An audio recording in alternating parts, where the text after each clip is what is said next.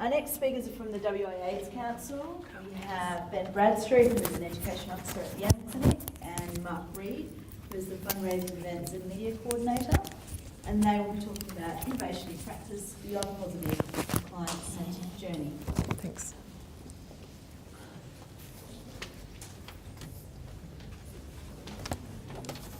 You're clicking. We're going to share with you today a new workshop that we developed that was specifically for HIV positive gay men and homosexually active men. I'm Ben. I'm Mark. It's the Bobbsy twins, not really. He's got more hair than I have. So just to put a little bit of background, what we decided was we looked at a new approach for this group because it was really became apparent to us that HIV positive gay men that we were working with, both through counselling and peer support programs, were expressing the same needs, and that there was therefore the need to run a group where they could explore some of the issues that they were dealing with. And the goals and aims was to generate support for each participant in the group, create a safe space for disclosure within the group, and the method to be as flexible and participant-driven as possible to maintain a high level of client-centredness. So what we did to advertise and recruit was we went to our client database, we put it out through our clients that we were working with, both in my work in peer support and Ben with counselling. Plus we also used the TIM group, which for those of you who don't know is the Institute of Many, which is a closed group on Facebook for HIV positive people in Australia. And that was a great way for us to contact people in Western Australia that weren't necessarily involved with the work of the AIDS Council and who would perhaps be interested and benefit from doing a group like this. So what we did was, with all group processes, we set the scene with the participants. So we did the usual things: group rules, getting to know each other exercise, establishing the group norms of communication, things that you do with every group. And then increasingly we've been using materials not designed for psychoeducational health promotion in this sector because mainstream media are more reflective of HIV positive men's lived experience in 2016. Issues such as undetectable viral load, PrEP and condomless sex. Materials used include episodes from a series called Looking, How to Get Away with Murder, and also a really great resource from VAC called Being Brendo. We have found Being Brendo does increasingly have limited use now as the material is getting dated, but it does allow to show scenes around disclosure of status and rejection issues and how to deal with them very effectively. It was also really important for us in terms of the group process that we, from the very first night, the participants generate the questions to be covered and they vote on which questions and which issues they want to deal with. And really it's about them driving the way the group runs and the way the group moves forward. And it's really about their agenda and not us pushing any agenda onto them. So the facilitators, myself and Mark, we establish the guidelines, the norms, we hold the space, and this is done more intensively in the start, particularly on the first night, but then less so as subsequent sessions proceed. So the participants' role, as I said before, is to really generate the questions and set the agenda for the group. They increasingly really took time to share their experiences and talk about their life skills and the things that they'd learned as men living with HIV in the current climate. The group is designed so that the distinction between facilitator and participant is dissolving over time, with the group taking responsibility for staying on track, relating discussion to group guidelines and offering support to each other. As facilitators, we encourage this from the first night by giving them control to set the agenda. Then later, there are other tactics to be more immersive and less facilitative, such as moving from sitting together at the front of the room to amongst the group of participants in the circle.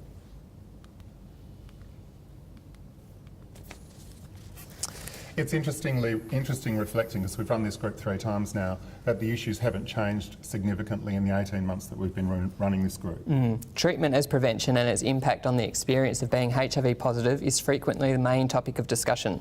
It's both a source of empowerment due to control over transmission and frustration at ignorance from community, along with systemic issues such as criminalisation. An example offered by the latest group was probably the experience of undetectable viral load and PrEP. From the positive men's perspective, feeling very in control of their status and not transmitting the virus.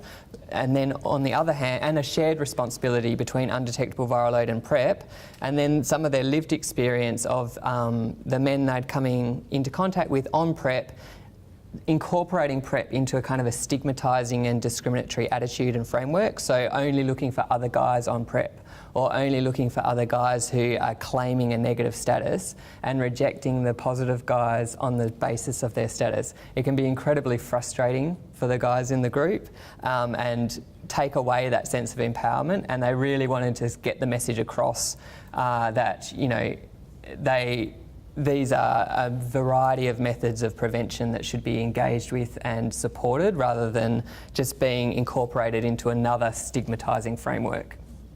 One of the things that we also found that was with increasing empowerment and resilience among HIV positive gay men, there comes a desire and confidence to address the issue of stigma and discrimination, to talk actively about serosorting that's happening, as Ben just talked about with PrEP. And each group has circled around the topic, and with the latest group, there seemed more of a desire to finally come to the party and be more involved in the response, to be more involved in breaking down the issues of stigma and discrimination in the community, and are more galvanised to get involved in the response and the dialogue that happens in the community about undetectable viral load and PrEP. Now let's hear from the guys in the group and what they have to say. Meeting and sharing with such a great group has been affirming. Beyond Positive has made me stronger and I feel more comfortable with my status. Great to feel part of something special and connected. It helped with the normalisation and the healing process. I really liked it when Mark and Ben sat amongst us. It made for a great atmosphere. Great mixture of fact, opinion, personal and general. Very relaxed and open forum which stimulated discussion and conversation freely. The course exceeded my expectations, but then I'm a bit of a cynical bitch at times. I could have written that. I didn't, but I could have. So, in response to a previous group's feedback, the very first group we ran, a couple of the positive guys said, wouldn't it be really good to open this group to both HIV positive and HIV negative men? So we could bring along partners or friends who were also experiencing some of the lived experience of HIV in 2015, 2016. It was, sorry to interrupt, it was really also in response to that tension between feeling greater empowerment and control versus frustration with stigmatising attitudes in the community and just wanting to do something about breaking that down. It was kind of like, it's great, we're all sitting in this room getting this support and this information, but it's the guys we're interacting with that need it.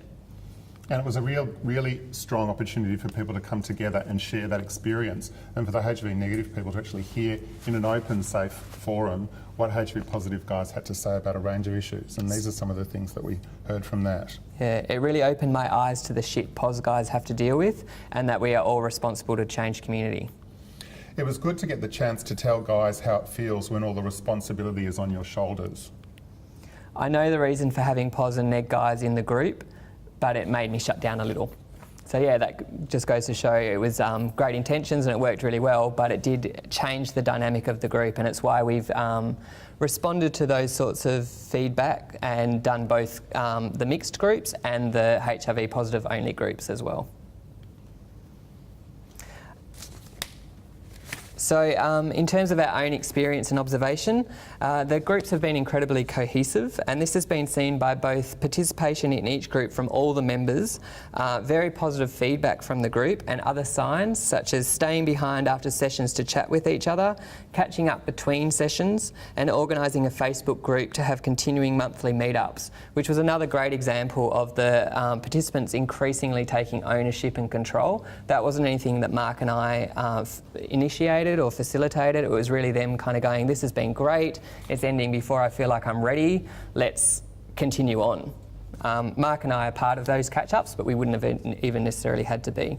And maybe we won't always remain part of it, they're running that themselves.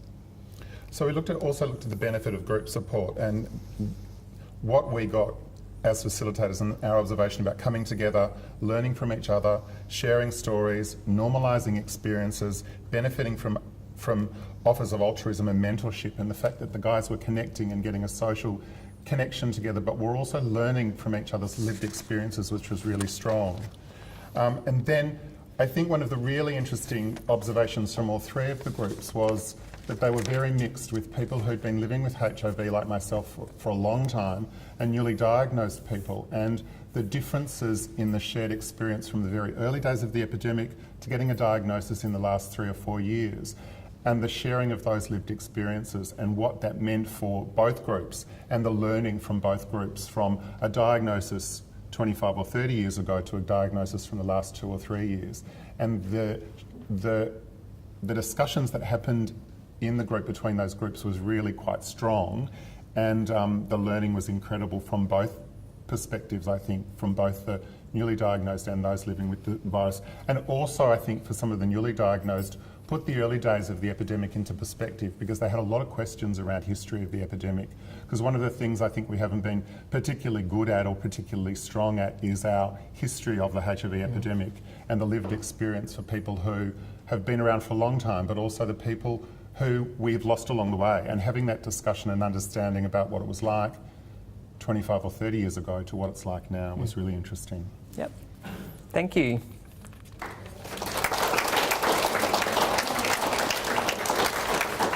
You're on.